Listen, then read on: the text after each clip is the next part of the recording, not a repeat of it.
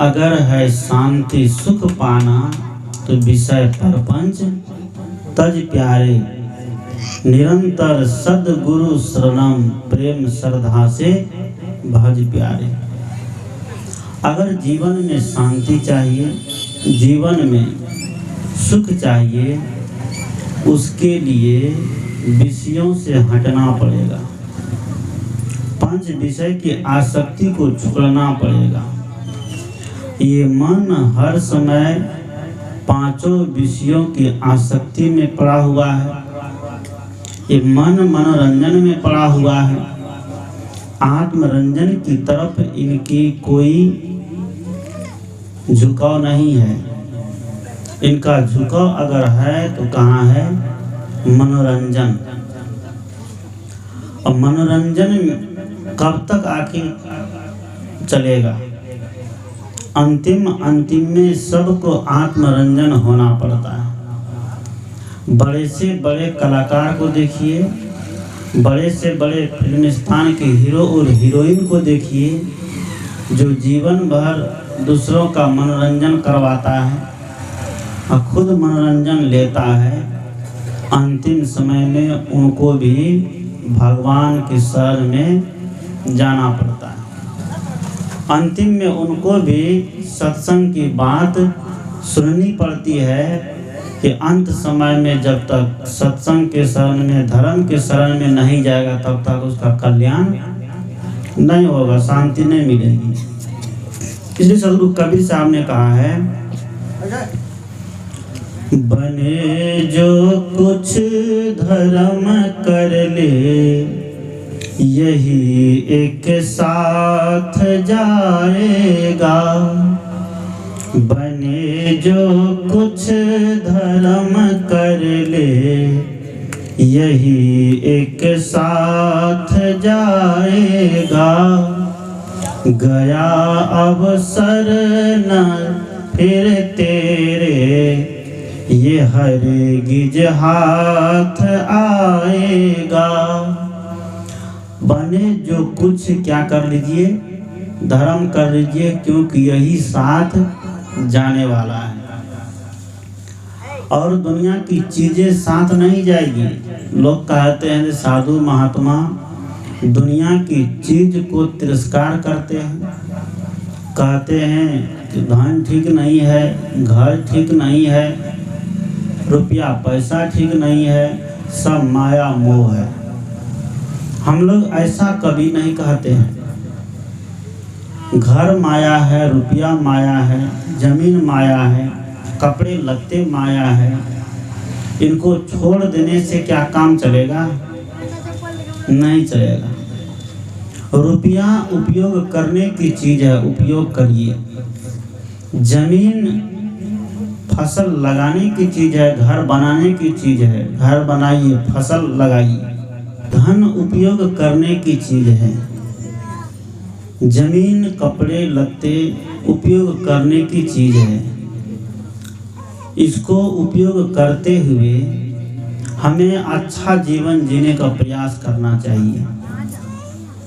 आज सबके पास धन है, लेकिन धन होने के बाद, धनिक होने के बाद भी उसके जीवन में शांति नहीं है, सुख नहीं है।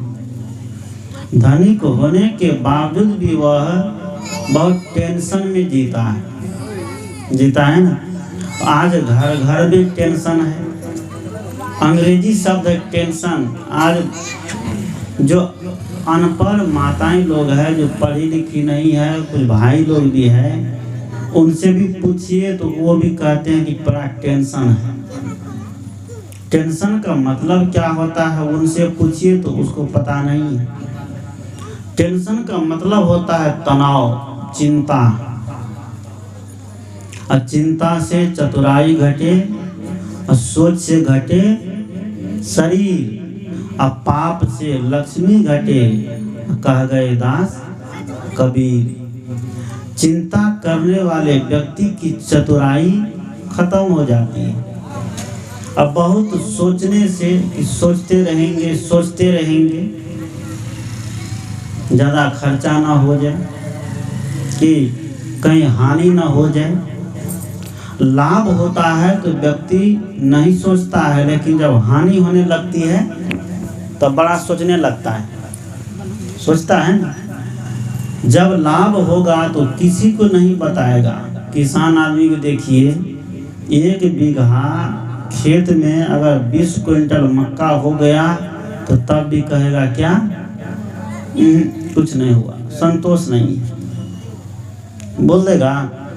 कोई किसान आज तक नहीं कहा कि हमारे खेत में 20 क्विंटल मक्का हुआ, हम बढ़िया हैं, हम खुश हैं।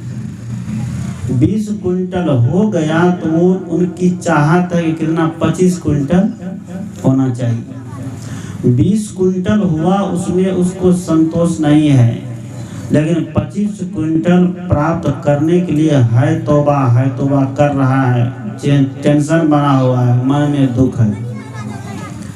आज तक उसने जमीन को धन्यवाद नहीं दिया, क्या दिया? लेकिन उसके सामने जो घर के कोना में 1 पौवा मिट्टी रख दिया है, कहाँ से ला करके? मनिहारी से ला करके 1 पौवा मिट्टी घर के कोना में ला के रख दिया है, जो एक तो मक्खी भी पैदा नहीं कर सकती है। उसको रोज 1 लोटा पानी मिलता है, रोज अगरबत्ती मिलती है, रोज धूप मिलता है, रोज दूध का ढार मिलता है। मिल रहा है कि नहीं? जिस जमीन से हमने 20 क्विंटल 25 क्विंटल मक्का उपजाया, उस खेत को आज तक हमने धन्यवाद नहीं दिया कि बहुत दे दिए, क्या दिए? लेकिन उसको हम जरूर धन्यवाद देते हैं कि जो एक घर लेकर के गिरथैन बन के बची रहती है, सब दिन बचती है ना। एक घर में अकेले चाहे रहने वाला मेहमान का घर आंधी तूफान में चूने लग जाए, बरसात में तो चलेगा, लेकिन देवी का घर चुना नहीं चाहिए। कैसी अंधविश्वास हमारे समाज में है, कैसी दृष्टि हम लोगों की है।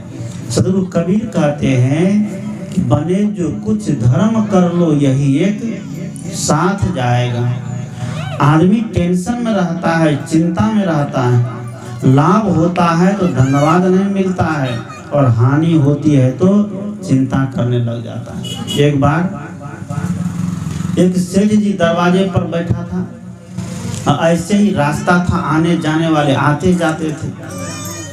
दरवाजे पर सेठ जी बैठा हुआ था, लेकिन मुंह लटका हुआ था। उसी रास्ते से सदगुरु कबीर साहब निकल रहे थे, और रोज कबीर साहब देखते थे सेठ जी दरवाजा पर बैठे हैं, नहीं कभी टोके, नहीं कभी नमस्कार करे, नहीं कभी साहेबंदी करे। बड़ा खुश रहते थे सेठ जी। लेकिन उस दिन सेठ जी का मुंह लटका हुआ था, तो कबीर साहब ने सोचा कि चलो आज सेठ जी बड़ा दुखी है, मुंह लटका हुआ, तो हम ही टोक देते हैं। सदगुरु कबीर साहब उस सेठ जी को टोकते हैं, कहिए सेठ जी क्या बात है, आज मुंह बड़ा लटका हुआ है। कोई जवाब नहीं दिया। कबीर साहब ने सोचा कि लगता कुछ विपत्ति पड़ गई है। कहते हैं कि संत दूसरे के दुख को देख करके द्रविड़ हो जाते हैं, दुखी हो जाते हैं। संत हृदय नवनीत समाना, गोस्वामी तुलसी ने कहा कि संत हृदय नवनीत समाना। संत का हृदय जो है मक्खन के जैसा होता है। उसके हृदय में किसी के लिए राग द्वेष की भावना नहीं होती है, छल कपट की भावना नहीं होती है, और मेरा तेरा की भावना नहीं होती है। सदगुरु कबीर ने सोचा कि चल करके सेठ को थोड़ा समझाना चाहिए, ये दुखी है, अशांत है, पीड़ित है, इनको थोड़ा सही मार्ग बताना चाहिए। कबीर साहब टहलते उसके दरवाजे पर जाते हैं। दरवाजे पर जा कर के पूछते हैं, सेठ जी कहिए क्या खबर है? पर तब पर भी सेठ जी नहीं कुछ बोले, क्योंकि उसके कपाल पर विपत्ति टूटी हुई थी। उनको मन में बड़ा दुख था। सेठ जी तो कुछ भी नहीं बोले, लेकिन अंदर में सेठानी खूब एकदम खुशियां मना रही, खूब हंस रही है, खूब एकदम पूरी हलवा बना रही है, बर्फी पनीर बना रही है, पूरा पकवान खूब बना रही है। एकदम देसी घी में हलवा छान से एकदम बना बना करके तैयार कर रही है। कबीर साहब टहलते हुए जरा सेठानी के पास भी गए। सेठानी के पास जाकर के कबीर साहब पूछते हैं कि सेठानी ये बताओ कि सेठ जी का मुंह लटका हुआ है और तुम्हारा चेहरा एकदम खिला हुआ है, तुम मुस्कुरा रहे, तुम हंस रही है, इस राज का राज क्या है? उसने कहा सेठानी से कि सेठानी ये बताओ तुम्हारा मुंह लटका हुआ, सेठ जी का मुंह लटका हुआ है और तुम्हारा चेहरा एकदम खिला हुआ है, इस राज का राज क्या है? सेठानी ने कहा इस राज का राज कुछ और है। कहीं क्या है? तो कोई कारण होगा तब ना उसका मुंह लटका है। सदगुरु संत ने लिखा है एक झोली में फूल भरे हैं, एक झोली में कांटे रे, कोई कारण होगा, अरे कोई कारण होगा। एक झोली में फूल भरे हैं, एक झोली में कांटे रे, कोई कारण होगा, अरे कोई कारण होगा, अरे कोई कारण होगा, अरे कोई कारण होगा। कि एक झोली में फूल भरा है, एक झोली में कांटा, कुछ कारण होगा तब ना। बिना कारण का कोई कार्य नहीं होता है। आज कारण कुछ ना कुछ है, यहाँ इस दरवाजे पर सत्संग होने का तब हो रहा है, नहीं तो क्या होता? नहीं होता। आज कोई न कोई कारण है जिस कारण के अधीन होकर के ये सत्संग रखा गया है हमारे लक्ष्मी चौकीदार जी के दरवाजे पर। कारण कुछ भी हो सकता है, उनकी अपनी मनोकामना हो सकती है, अब वो व्यक्त नहीं किए गए हैं। कभी कभी लोग खुशी में भी आकर के सत्संग कराते हैं और कभी कभी जब मनोकामना पूर्ण होती है तब सत्संग कराते हैं। और मनोकामना पूर्ण होने पर जो सत्संग होता है उस सत्संग में वो बदला हो गया। क्या हो गया? वो सत्संग नहीं हुआ, वह बदला हो गया। लेकिन जो खुशी मन से सत्संग हो जाता है वही एक नंबर का सत्संग हुआ, वो उत्तम सत्संग कहा जाता है उसको, जिसमें कोई चाहना नहीं हो, जिसमें कोई कामना नहीं हो। आज धर्म भी लोग, सत्संग भी लोग चाहना के कारण करते हैं। हमको कुछ प्राप्त हो जाएगा तभी हम सत्संग कराएंगे, यानी कि बाबा से, भगवान से ये करार करा लिया है कि जब तक नहीं होगा तब तक हम सत्संग भी नहीं कराएंगे।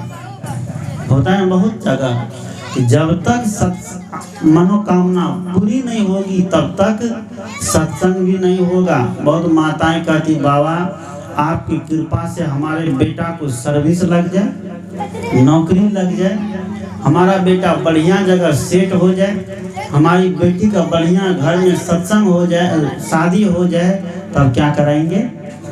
सत्संग कराएंगे। हम लोग कहते हैं कि जब बेटा को नौकरी नहीं लगे, बेटी को बढ़िया घर में ब्याह नहीं हो, जमीन रजिस्ट्री नहीं हुआ, तब सत्संग नहीं होगा। यानी कि शर्त कर लिए हैं कि जब तक नहीं होगा तब तक सत्संग भी नहीं होगा। इस सत्संग कोई शर्त की चीज नहीं है, ये धर्म कोई धंधा नहीं है, ये धर्म कोई शर्त का चीज नहीं है। धर्म का मतलब होता है कि बिना स्वार्थ का जो हो जाए उसको क्या कहा गया है? धर्म कहा गया है। जहाँ कोई स्वार्थ नहीं हो, कोई चीज की कामना नहीं हो, कोई डिमांड नहीं हो, जो सहज भाव से हो, उसको क्या कहते हैं? सत्संग कहते हैं, उसी को धर्म कहते हैं। तो कोई कारण था, सेठ का मुंह लटका हुआ था और सेठानी का चेहरा एकदम खिला हुआ था।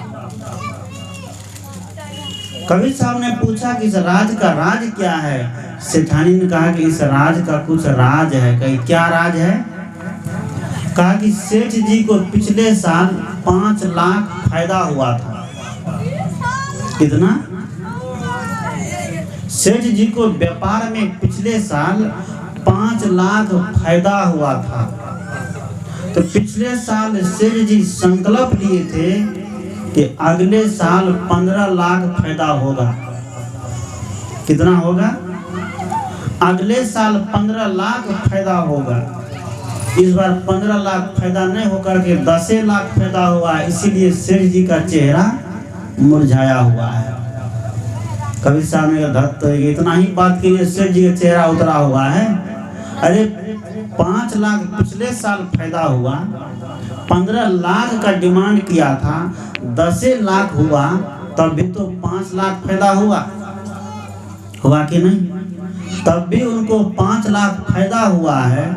5 लाख के फायदा में तुम इधर हलवा देसी घी में फ्राई कर रही है, पनीर बना रही है, पूड़ी बना रही है, खीर बना रही है, कचौड़ी पकौड़ी बना रही है, लेकिन 5 लाख का हानि जो हो गया उसमें सेठ जी का चेहरा उतरा हुआ है, दुखी है, पीड़ित है तौबा कर रहा है कि 10 लाख क्यों, 15 लाख क्यों नहीं होगा।